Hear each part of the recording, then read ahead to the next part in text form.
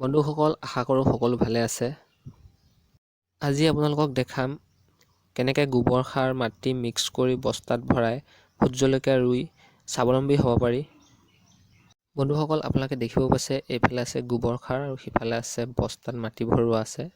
মাটি আৰু গোবৰ সাৰ মিক্স, আৰু আনফালে আছে এয়া মাটি আৰু গোবৰ সাৰ মিক্স কৰি লৈছোঁ। মিক্স কৰি আৰু সকলো মিশ্ৰণ কৰি আছোঁ। মিশ্ৰণ কৰি বন্ধুসকল বেছি দূৰত যাব নালাগে। ঘৰতে গৰু গোবৰ সাৰ পোৱা যায় আৰু মাটিটো পোৱা যায়। বন্ধুসকল, মাটিখিনি ভালকৈ লৈ পিনে চালনীয়ে চালি পূৰা গুড়া কৰি ল'ব লাগে, মাটি যাতে গোটা গুটলি হৈ নাথাকে। আৰু ইফালে 2 খদা যদি মাটি দিয়ে তেতিয়াহ'লে আধা খদামান গোবৰ দিব লাগে। গোবৰ সাৰ দি বস্তুখিনি ধুনীয়াকৈ মিক্স কৰি ল'ব লাগে। বন্ধুসকল, মিক্স কৰি লৈ পূৰা বস্তাত ভৰাবৰ কাৰণে ভৰাই ল'ব লাগে ধুনীয়াকৈ।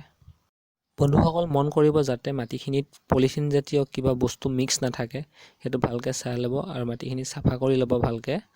আৰু বস্তাত ভৰাই লোৱাৰ আগত বস্তাৰ ভিতৰত তলত কেইটামান গছপাত, শুকান গছপাত দিব আৰু বস্তাত অলপ ফুটা কৰি ল'ব লাগিব যাতে পানী যোৱাত সুবিধা হয়, পানীখিনি ওলাই যোৱাত সুবিধা হয়।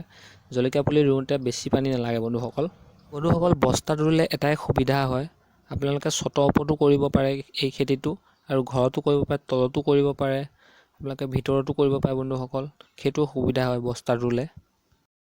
আৰু এটা সুবিধা হয় বন্ধুসকল, বেমাৰ আজাৰে বস্তাত ৰুলে পটককৈ এটেক কৰিব নোৱাৰে।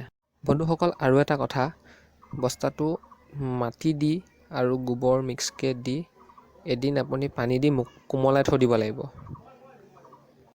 বন্ধুসকল, আপোনালোকে চাকৰি নেপালেও বা চাকৰি এপ্লাই কৰি থাকিলেও এই খেতি ঘৰতে কৰি আপোনালোকে বহু টকা উপাৰ্জন কৰি নিজৰ হাত খৰচ উলিয়াই থাকিব পাৰিব। বন্ধুসকল, আজিৰ ভিডিঅ'টো ইমানেই আছিলে। ইয়াৰ পিছৰ ভিডিঅ'টোত মই দেখাম আপোনালোকক জলকীয়া পুলি কেনেকৈ বস্তাত ৰোৱা হয়। আৰু মোৰ ভিডিঅ'টো চাই যদি ভাল পাইছে তেতিয়াহ'লে এটা ছাবস্ক্ৰাইব কৰি দিব আৰু এটা লাইক কৰি দিব, আৰু আপোনালোকে কৰি চাব আৰু কমেণ্টত জনাব। যদি অসুবিধা পায় মই জনাই দিম। বন্ধুসকল, আজিৰ ভিডিঅ'টো ইমানেই আছিলে।